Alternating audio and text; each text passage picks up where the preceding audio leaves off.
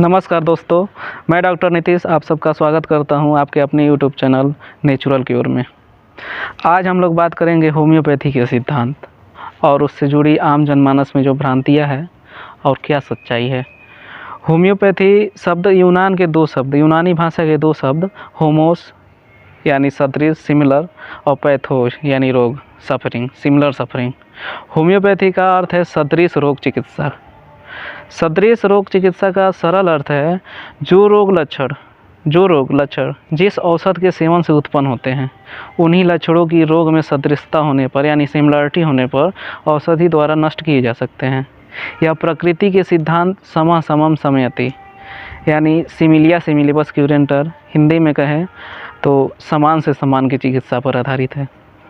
लगभग 200 वर्ष पूर्व जर्मन चिकित्सक हुए डॉक्टर सैमुअल हैनीमैन, उन्होंने एक तथ्य में पाया कि स्वस्थ रहते हुए जब उनके द्वारा किसी निश्चित रोग की औषधि दी गई जिससे बीमार व्यक्ति ठीक होता था तो उनमें भी रोग के लक्षण पाए गए।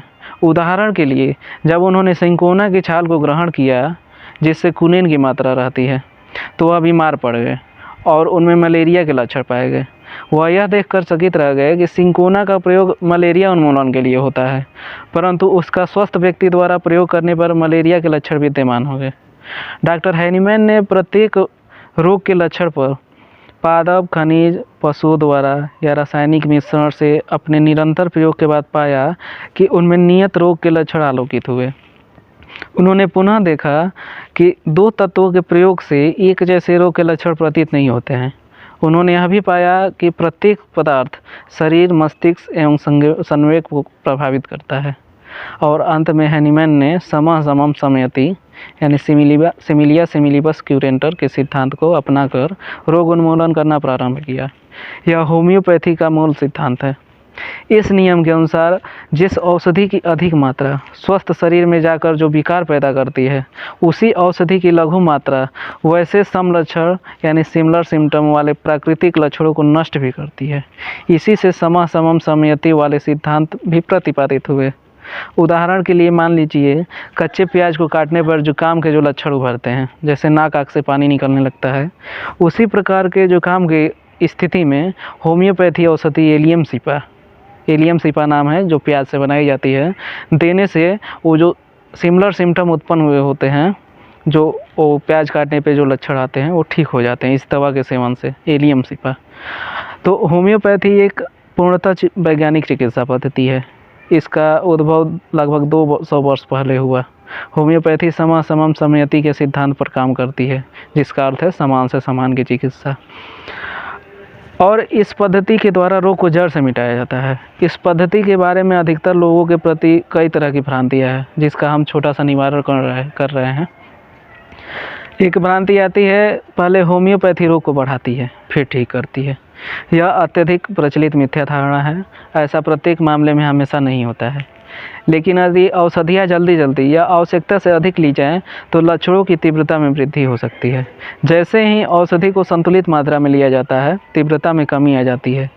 यही नहीं, जब कोई रोगी लंबे समय तक ज़्यादा तीव्रता वाली एलोपैथिक औषधियाँ जैसे स्टेरॉयड आदि लेता है और होम्योपैथिक चिकित्सा लेते ही स्टेरॉयड एकदम से बंद कर देता है तो लक्षणों की तीव्रता में वृद्धि हो जाती है। और एक और भ्रांति आती है होम्योपैथी सिर्फ पुराने या जीर्ण रोगों में काम करती है यानी क्रोनिक रोगों में। यह सही है कि होम्योपैथी चिकित्सा के पास अधिकतर मरीज अन्य पैथियों से चिकित्सा कराने के बाद थक हार कर आते हैं, तब तक उनकी बीमारी पुरानी या क्रोनिक हो चुकी होती है।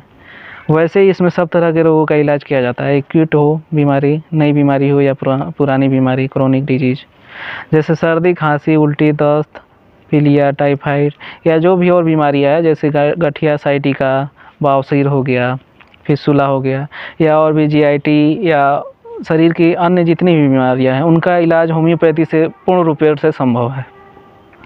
अगली भ्रांति है होम्योपैथी धीरे धीरे काम करती है। यह अवधारणा तो बिल्कुल गलत है। होम्योपैथी त्वरित प्रभाव उत्पन्न करती है। आमतौर पर यह माना जाता है कि यदि किसी रोग का इलाज अन्य पद्धतियों से नहीं हो पा रहा है तो होम्योपैथी चिकित्सा अपनाएं। अर्थात लोग असाध्य व कठिन रोगों के लिए होम्योपैथी चिकित्सा की ओर अग्रसर होते हैं। इसलिए स्वाभाविक है कि इस तरह के रोगी को ठीक करने में थोड़ा वक्त तो लगेगा ही। अगली भ्रांति है, होम्योपैथी में आहार संबंधी परहेज बहुत अधिक करना पड़ता है। यह भी भ्रांति है कि होम्योपैथी में प्याज, लहसुन, हींग या खुशबूदार पदार्थ, पान, कॉफ़ी, तंबाकू से परहेज जरूरी है। कुछ औषधियों के साथ ही आहार संबंधी परहेज आवश्यक है, अन्यथा औषधियों का असर कम हो सकता है। अगली भ्रांति है, मधुमेह के रोगी होम्योपैथी का औषधि नहीं ले सकते। मधुमेह के रोगी इन गोलियों का सेवन कर सकते हैं क्योंकि इनमें शक्कर की मात्रा अति न्यून होती है, या अगर जिन्हें ग्लोबुल्स में दवा न लेनी हो तो लिक्विड में दवा ले सकते हैं। इनका उनके ऊपर कोई प्रभाव नहीं पड़ेगा। और मधुमेह के रोगी या उस तरह के और भी जो असाध्य बीमारियां हैं, उसके रोगी होम्योपैथी का सेवन करें। इससे उनकी बीमारियां तो आराम होगी ही और उनकी इम्यूनिटी पावर भी बढ़ेगी, जिससे और भी जो रोग होते हैं, जैसे मधुमेह के रोगी को अक्सर पैर में घाव हो जाते हैं कहीं ठोकर लग जाने के कारण, और वो हील नहीं होता है जल्दी।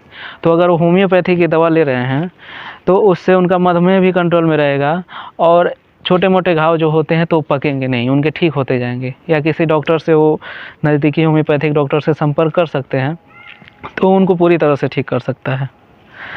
अगली भ्रांति है, होम्योपैथिक चिकित्सा से हर रोग का इलाज नहीं हो सकता। अधिकतर लोग चिकित्सक से किसी न किसी बीमारी का नाम लेकर यह प्रश्न अवश्य करते हैं कि होम्योपैथी में इस रोग का इलाज है या नहीं। अभी भी यह धारणा है कि होम्योपैथी में कुछ ही रोगों का इलाज संभव है।